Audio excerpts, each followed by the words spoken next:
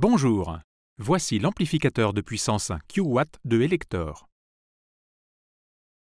Malgré la simplicité exemplaire de ce circuit, seulement 2 transistors pour les tâches de sortie, l'amplificateur Q-Watt délivre une puissance de 200 watts dans une charge de 4 ohms avec une distorsion très faible grâce à l'emploi d'un circuit intégré driver spécial. Elector propose ce projet sous la forme d'un kit partiel qui inclut tous les composants et le circuit imprimé, sauf le radiateur, l'alimentation et le boîtier.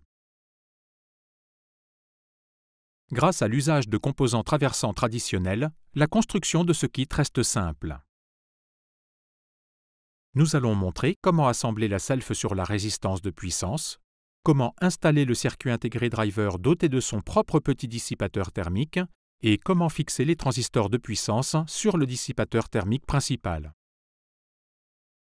Pour réaliser la self, l'idéal est un foret de 7 mm pour bobiner les 13 spires avec le fil de cuivre de 1,5 mm de diamètre.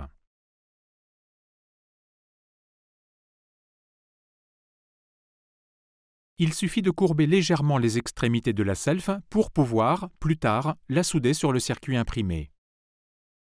Grattez l'émail du fil de cuivre pour faciliter le soudage. Introduisez la résistance de puissance de 3,9 ohms 5 watts dans la self, coudez les broches et montez l'ensemble sur le circuit imprimé.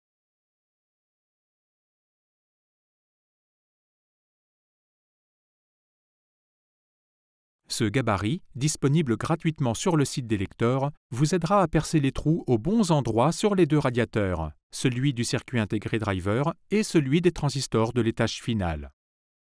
N'oubliez pas d'appliquer un peu de pâte thermique sur le circuit intégré driver avant de le fixer sur son dissipateur à l'aide des 2 vis de 3 mm de diamètre, rondelles et écrous.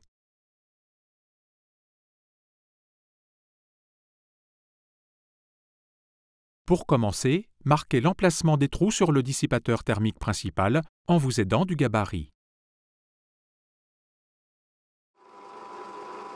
Percez les 5 trous avec un foret de 2,5 mm de diamètre, puis taraudez le fil en 3 mm.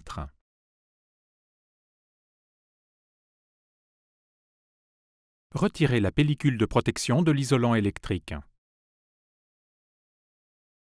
Avant de mettre la pâte thermique, assurez-vous que les surfaces mises en contact sont parfaitement propres, sans poussière ni copeaux. N'oubliez pas les isolants électriques entre le dissipateur et les transistors.